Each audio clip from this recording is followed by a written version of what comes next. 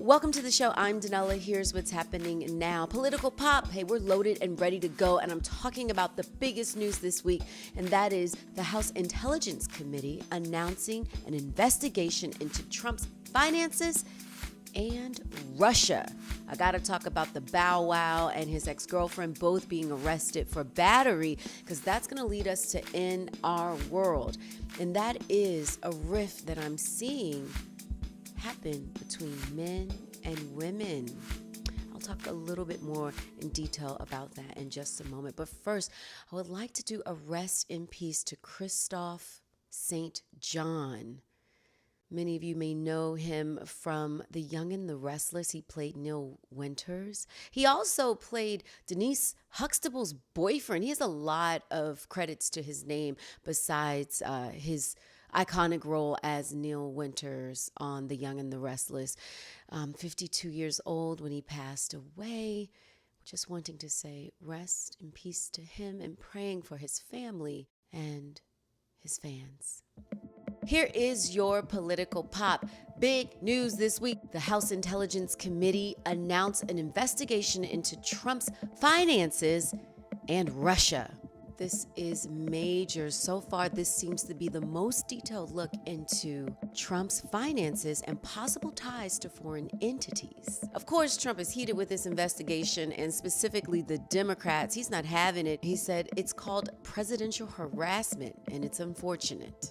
I continue to say they are looking. This is huge. Don't forget with Roger Stone being arrested, right? Early morning FBI raid to his home, then sweeping subpoenas for Trump's inaugural committee. And now this, a direct investigation into his finances. Well, may the truth be discovered and acted upon.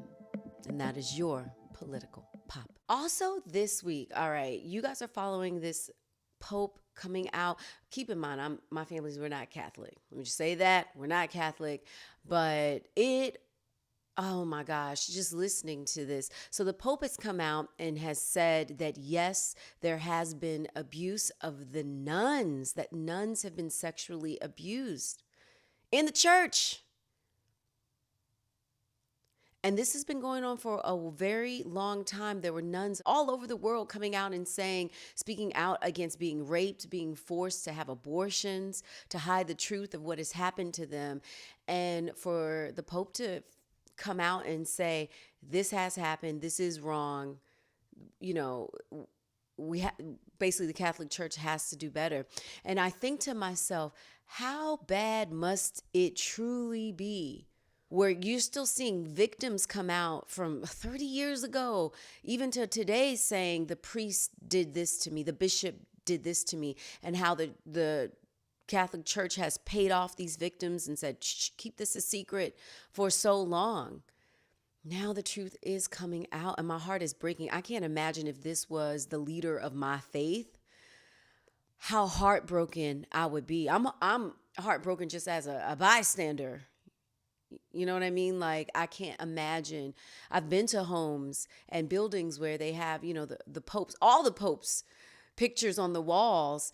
And you're just kind of like, you're the head of the church. You should protect us. The church should be a sacred, safe space. Yeah, that news really hurt my heart this week. Did you guys see these pictures? Rapper Bow Wow, his on-again, off-again girlfriend, Kiyomi.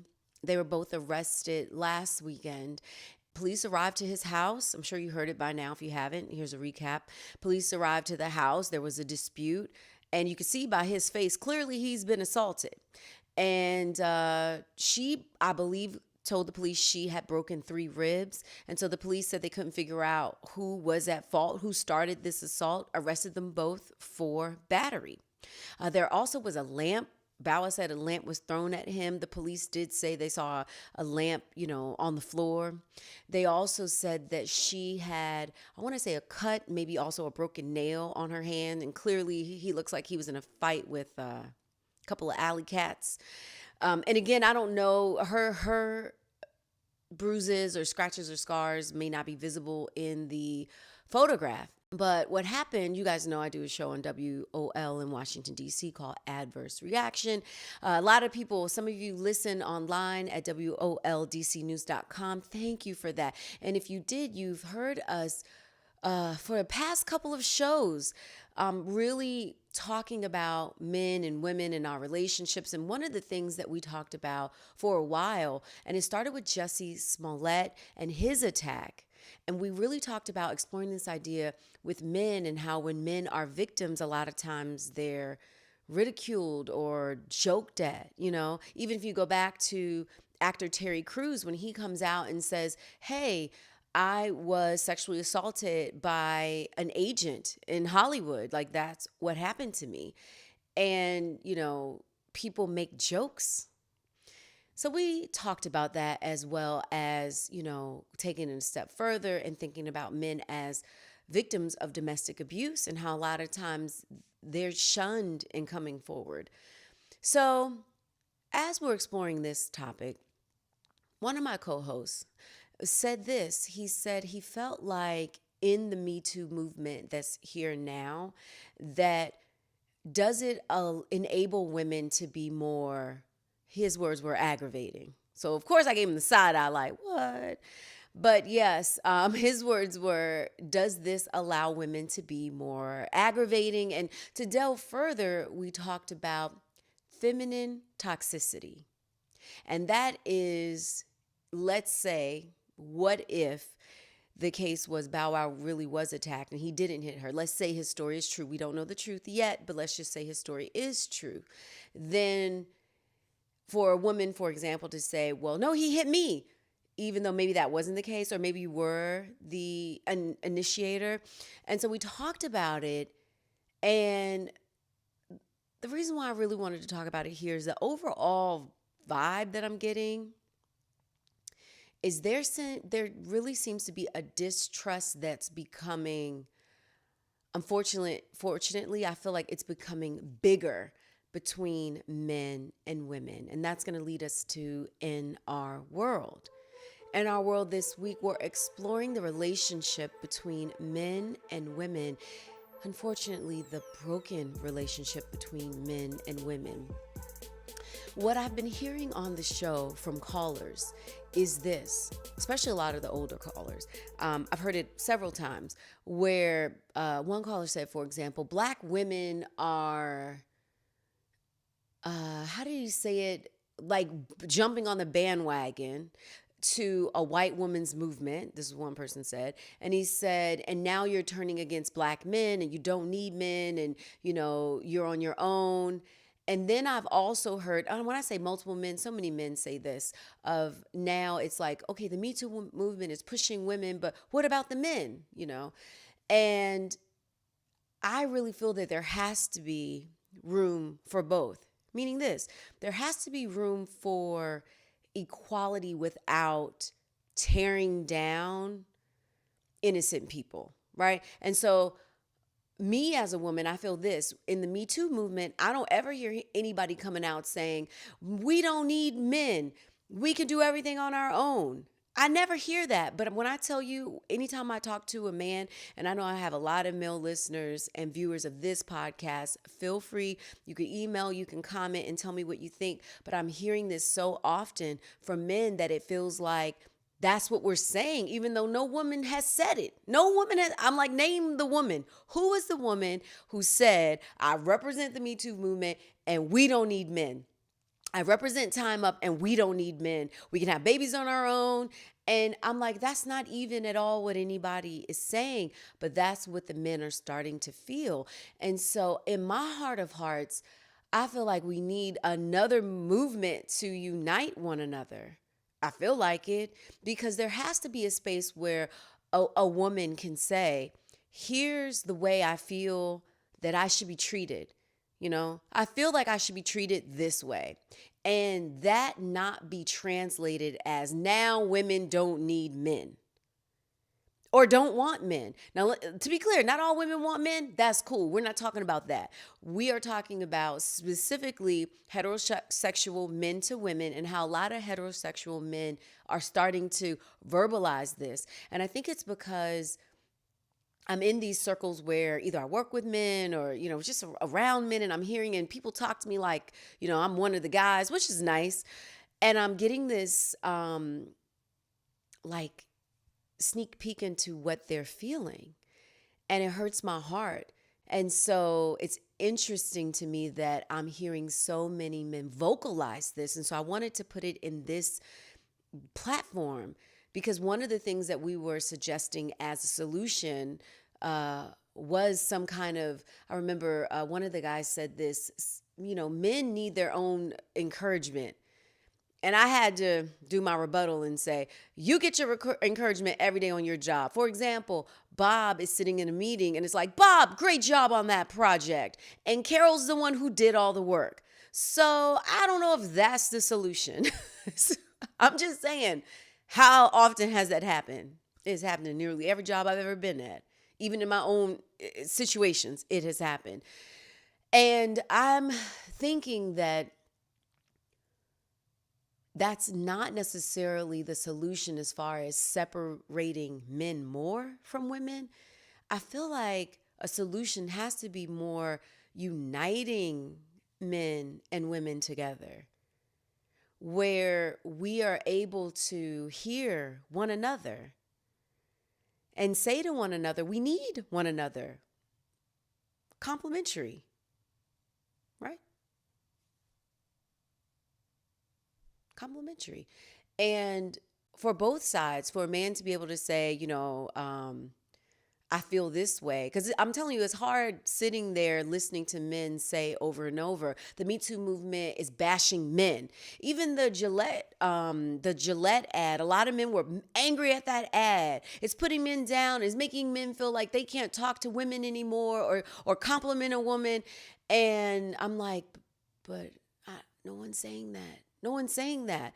But that's the message that's being felt. That is the message that's being felt. So in this forum, I feel like, one, we can talk about it, you and I together. We can talk about it together. But also look at our own interactions together, because there has to be a ground where someone can verbalize, this treatment of me isn't fair. And I'm not, and it doesn't mean that every person now is bad.